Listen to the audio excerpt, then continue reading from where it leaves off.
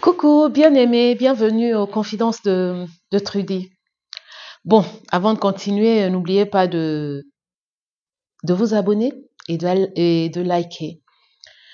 Aujourd'hui, nous allons parler toujours de Sarah, l'épouse d'Abraham. Et bon, cette histoire, l'histoire que je vais vous raconter, vous allez la trouver en Genèse 16. Genèse, c'est le livre de la Bible. Pour ceux qui ne connaissent, pour ceux qui ne sont pas chrétiens, c'est le premier livre de la Bible. Donc, cette histoire, on la retrouve en Genèse 16. Là, on voit, Dieu a fait une promesse à Abraham. Il lui a dit, tu auras un fils et de 7 enfants, tu auras mais plusieurs autres gamins, tu auras des enfants comme comment on dit ça, le sable de la mer, comme les étoiles du ciel, mais vraiment, tu auras plein d'enfants. Bon. Et entre-temps, Abraham, sa femme Sarah, il se rend compte qu'elle a des soucis. Bon, moi, j'aime bien me mettre dans la peau des personnages. Donc, on a notre Abraham qui se rend compte que sa femme Sarah n'arrive pas quand même à enfanter. Bon, c'est un homme, il se dit, bah, c'est pas grave, j'aime ma femme, pourquoi pas, on va rester là tranquille. Mais sauf que Sarah, en tant que femme, elle aimerait quand même donner un fils à son mari. Et sans oublier, comme je disais dans le rire de Sarah, c'est sûr qu'autour d'elle, on devait toujours la belle-mère à côté. Mon Dieu, notre fils est allé épouser quoi? Oh Seigneur, on n'aura jamais des petits-enfants. Celle-là est juste là pour profiter de notre fils. Des voyages, des grands voyages, aller à Dubaï, aller aux États-Unis, aller aux Maldives, aller... C'est tout ce qu'elle sait faire, notre Sarah, notre belle-fille. Et donc tout ça, Sarah entend. Et ça l'attriste. Moi, je me mets à sa place. Elle devait se dire, oh Dieu, comment faire? J'ai tellement envie que mon mari ait un enfant. J'ai tellement envie qu'on ait un enfant, mon mari et moi. Et elle s'est dit, bon, vu que j'ai envie de faire plaisir à mon mari, je me mets dans sa peau. Elle s'est dit, vu que je sens que mon mari a tellement envie d'un enfant. Bon, comme à l'époque, ils avaient la possibilité de prendre la servante, dire, bon, hop, elle servait à tout, quoi. Finalement, même à faire les enfants, quand madame ne pouvait pas enfanter. Donc, j'imagine qu'elle a dû dire à la servante, tu passes, parce qu'il nous faut un enfant.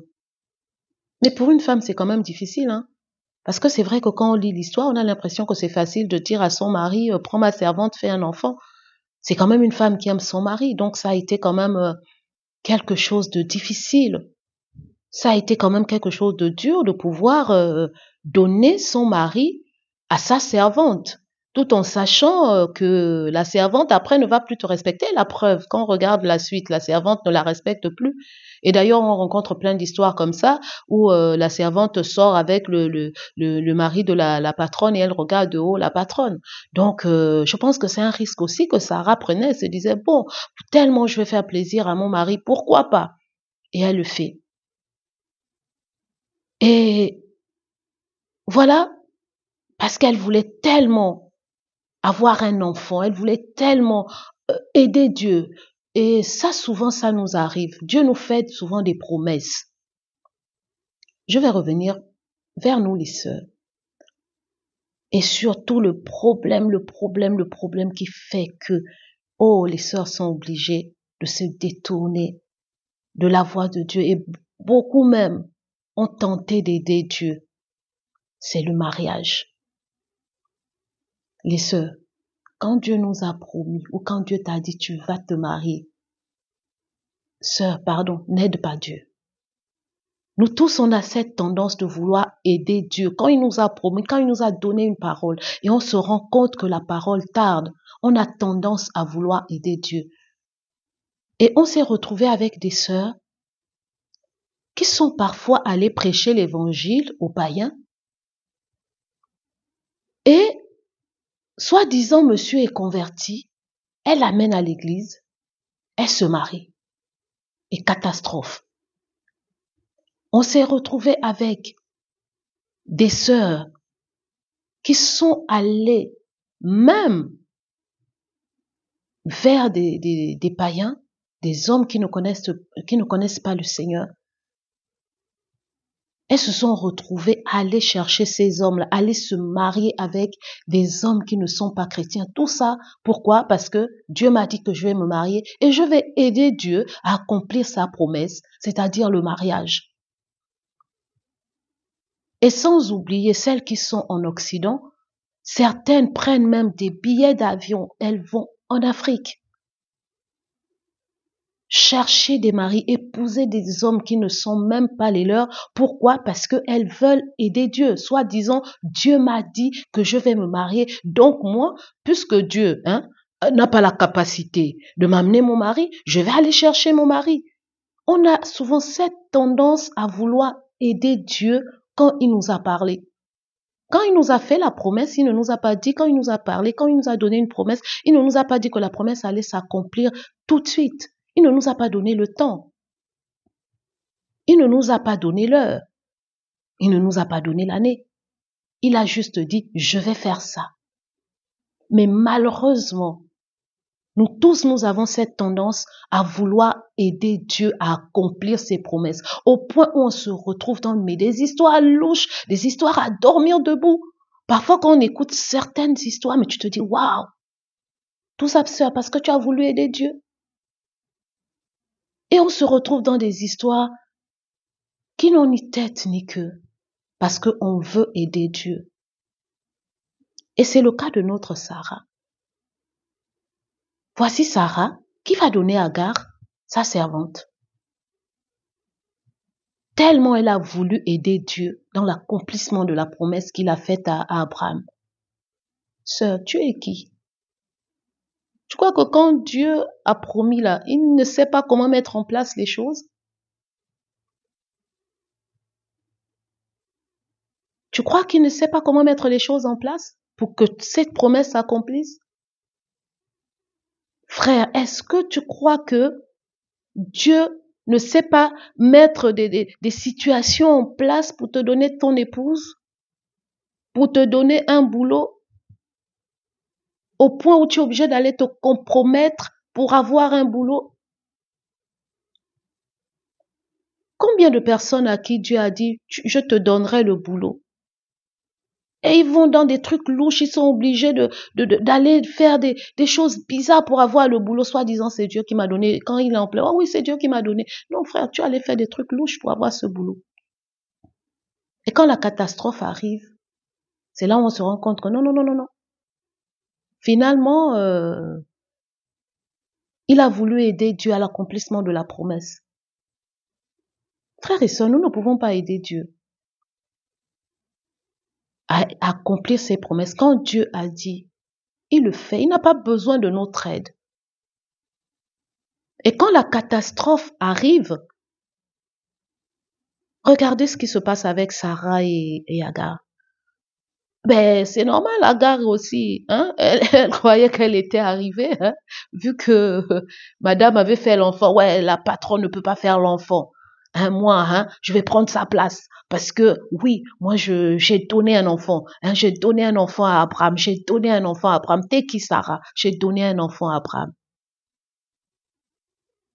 Et voici, Sarah se retrouve dans une situation, mais catastrophique. Mais catastrophique.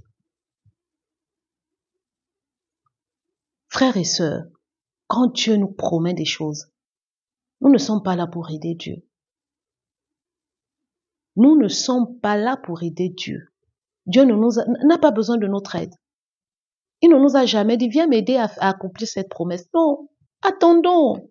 Restons là et attendons. Parce que après ça crée, mais les conséquences sont tellement graves, tellement graves. Et quand on désobéit, quand on n'attend pas l'accomplissement de la promesse de Dieu, frères et sœurs, les conséquences sont mais catastrophiques. Tout à l'heure, je parlais des sœurs qui sont allées épouser des hommes qui ne sont pas les hommes que Dieu avait prévus pour elles. Ou bien des frères qui sont allés épouser des femmes qui n'étaient pas prévues pour eux. Regardez comment ces femmes, ces hommes souffrent. Et on se retrouve avec des sœurs dans des foyers, mais elles font des grosses dépressions, elles sont malheureuses. Et sœur, Dieu ne t'a pas dit de l'aider. Tu es malheureuse parce que tu as voulu aider Dieu. Il t'a dit que tu allais te marier, mais il t'a pas dit avec qui. Et te voici, tu as aidé Dieu, tu allais tomber dans les bras d'un loup, un homme qui te maltraite, un homme qui pose des actes, mais à chaque fois, mais qui te torture. Est-ce que tu crois que quand Dieu t'avait dit que tu allais te marier, il t'avait dit c'était avec ce monsieur-là, et voici les conséquences. Et combien se sont retrouvés avec des maladies parce qu'elles se sont retrouvées dans des endroits où Dieu ne les avait pas envoyés. Combien sont devenus dépressifs? Combien ont eu des cancers du sein? Parce que souvent les gens oublient les cancers du sein aussi. Hein. Parfois, c'est les émotions qui parlent. Ce sont les émotions qui parlent. Et combien de frères se sont retrouvés dans des situations, mais quand tu regardes le frère, tu te dis, oh Seigneur, pauvre frère, parce qu'ils n'ont pas épousé la femme qu'il fallait. Frère, si tu n'épouses pas la femme qu'il faut, si tu veux aider Dieu, Dieu t'a dit que tu allais te marier, mais il ne t'a pas dit avec qui tu allais te marier. Et te voici en train de tuer ton ministère, frère. Parce que l'aide que Dieu avait prévue pour toi, c'est pas celle que tu allais chercher en voulant aider Dieu. Combien de sœurs ont tué leur ministère? Parce que parfois les sœurs, Dieu nous appelle aussi. Mais quand tu n'es pas avec l'homme qu'il te faut, sœur, tu ne peux pas t'épanouir dans ton ministère, tu ne peux même pas. Tu ne peux pas. Parce qu'il sera un blocage pour toi, parce que tu as une catégorie d'hommes qui pensent que Dieu ne peut pas agir avec les femmes. Donc si tu tombes sur celui-là, sœur, tu ne peux pas servir le Seigneur.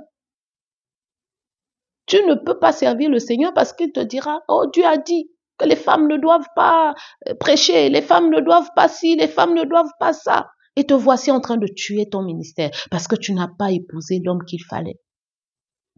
Et le frère, c'est pareil. Donc Dieu n'a pas besoin de notre aide pour accomplir sa volonté. Donc arrêtons d'aider Dieu. Nous tous, nous sommes, en fait, si je parle de ça, c'est parce que nous tous, nous sommes pareils. Parfois, Dieu nous dit quelque chose et après, on commence à mettre des stratégies en place. Bon, Dieu m'a dit que ça va se passer comme ça. Bon, je vais faire ci, je vais faire ça, je vais faire ça. Non, non, non, non, non, non, non. Dieu ne t'a pas dit de faire. Il t'a juste dit, attends.